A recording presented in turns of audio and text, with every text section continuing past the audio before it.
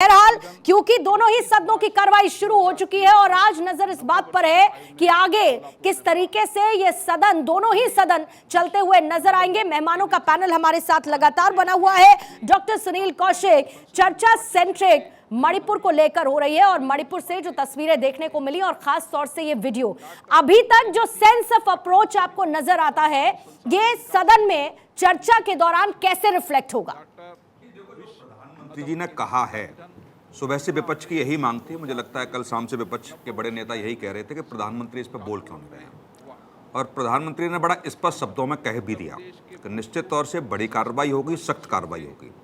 और मैं अभी आपके चैनल पर मुख्यमंत्री जी को भी सुन रहा था, उन्होंने भी यही संदेश देने का प्रयास किया है कि निश्चित तौर से कठोर कार्रवाई उस पर होगी। लेकिन कोई भी राजनीतिक दल इस बात पे बोलने के लिए तैयार नहीं है कि किस समुदाय ने इस घटना को अंजाम दिया।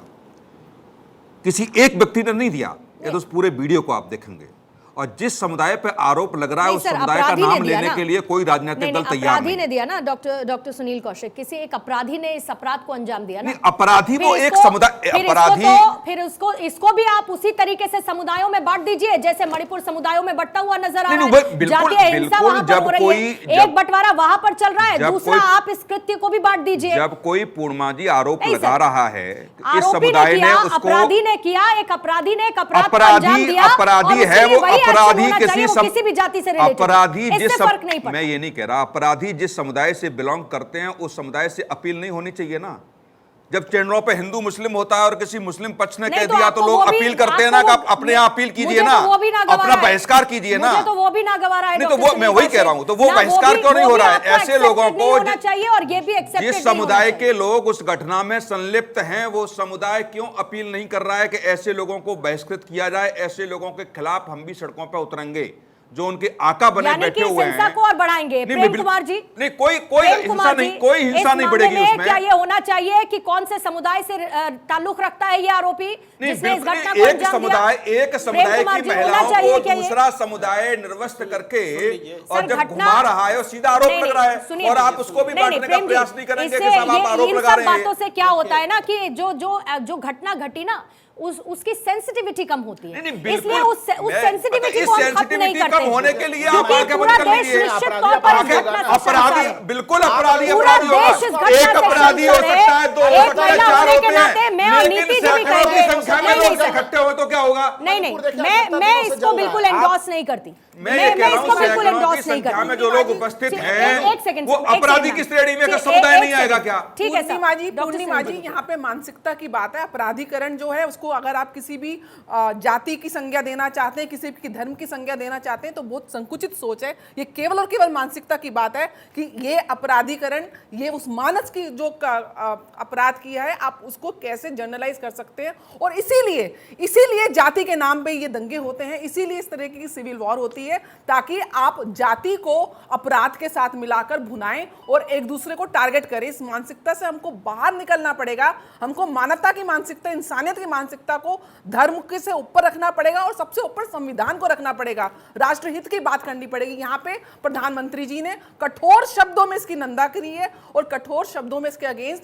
चाहे चीफ जस्टिस ऑफ इंडिया हो, चाहे सुप्रीम कोर्ट हो, चाहे राज्य सरकारें हो, चाहे केंद्र सरकार हो, चाहे पक्ष हो, चाहे विपक्ष हो, एक साथ होकर कलेक्टिव एफर्ट्स देने की जरूरत है। यहाँ पर एक दूसरे के ऊपर आरोप प्रत्यारोप से बाहर निकलना है। आपको और मुझको इंसानियत का परिचय देना है कि क्योंकि कल को हमारी भी बहनें हैं, हम भी महिलाएं हैं, हमको इसके प्रति संवेदनशील होने की आवश्यकता है। यहाँ पे एक दूसरे की तरफ उंगली नहीं, एक दूसरे का इसमें बंटवारा नहीं होना चाहिए। काम करने की आवश्यकता है। प्रेम कुमार जी, देखिए, आपको ये समझना पड़ेगा कि ये घटना हुई क्यों है। ये ऐसा नहीं कि कोई क्रिमिनल निकला और उसने अपने मनचलेपन और शरारतपूर्ण और गलत उद्देश्य से कोई एक घटना को अंजाम दे दिया। ये घटना का स्वरूप सांप्रदायिक है, सामुदायिक है और जातीय संघर्ष का दूसरा रूप है। पीछे इस जहाँ लड़की चल रही हैं दोनों महिलाएं, उसके पीछे आगजनी का विजुअल है, पूरे आग लगी हुई है। तो इस घटना को हम सिर्फ सर आप अपनी बात जारी रखिएगा, बस एक अपडेट दे दूं क्योंकि लोकसभा और राज्यसभा की कार्रवाई अभी स्थगित हो गई है। खबर यही है इस वक्त की और 2 बजे तक के लिए दोनों ही सदनों की कार्रवाई स्थगित कर दी गई है। लोकसभा और राज्यसभा की कार्रवाई स्थगित हो चुकी है। अब से थोड़ी देर पहले 11 बजे दोनों ही सदनों की कार्रवाई शुरू हुई थी और अभी दोपहर 2 बजे तक के लिए ये कार्रवाई दोनों ही सदनों की स्थगित हुई है। हालांकि संसद से एक तस्वीर भी देखने को मिली जब प्रधानमंत्री और सोनिया गांधी के बीच में बातचीत हुई, दोनों एक दूसरे से मिले भी, और उसके बाद अभी खबर लोकसभा और राज्यसभा की कार्रवाई की स्थगित होने की है। प्रेम कुमार, तो मैं कह अच्छा, रहा था, राज्यसभा 12 बजे तक के लिए, माफ कीजिएगा अपडेट कर दूं, लोकसभा 2 बजे तक के लिए और जो राज्यसभा है वो 12 बजे तक के लिए स्थगित हुई है। जी सर। जी जी पूर्णिमा जी, मैं इस घटना को उस रूप में देख रहा हूं कि प्रदेश में पूरा जो शासन व्यवस्था है उसके कोलैप्स होने का ये एग्जाम्पल है। ये सिंपल आइसोलेटेड कोई इंसिडेंट नहीं है कि कोई क्रिमिनल आके क्राइम करके चला गया। ये जातीय हिंसा का जीता जागता ज्वलंत तस्वीरें हैं जिसमें आगजनी की दिख रही है। पीछे महिलाओं को नंगा करके घुमाया जा रहा है, एक समुदाय का दूसरे समुदाय के लोगों में। स्पष्ट रूप से जातीय हिंसा है। इसको हम सिर्फ आपराधिक मामला बोल करके नहीं देख तो सकते। आप भी ये कह रहे हैं कि इसको भी जातीय चश्मे से देखना होगा। जातीय चश्मा क्या होता है? आप चाहते हैं कि इसको भी हम जातीय चश्मे से देखें? पूरे मणिपुर में जातीय उन्माद फैला हुआ है। आप आंख मूंद लें। लेकिन अगर सीएम बात करते हैं मैक्सिमम पनिशमेंट की, बात क्या करेंगे? बात करने लायक नहीं है। वो किसी भी जाति का हो, बात करने लायक नहीं है। 1 महीने से ज्यादा हो गया। आप जब विजुअल सामने आता है तो आप गिरफ्तारी करेंगे। आप ये कहते हैं कि सीएम को कुछ नहीं करना चाहिए, कोई कानून के मुताबिक कोई एक्शन नहीं लेना चाहिए और सीएम को चुपचाप घर बैठ जाना चाहिए। नहीं तो क्या करेगा? कौन बोलेगा? कौन बोलेगा सर? फिर अगर सीएम नहीं बोलेगा तो कौन बोलेगा? आप ये बताइए मुझे। बोलने लायक नहीं है। कौन बोलेगा फिर? अगर सीएम नहीं कहेंगे तो कौन कहेगा? ये बताइए ना आप मुझे। अगर पीएम नहीं कहेंगे तो कौन कहेगा?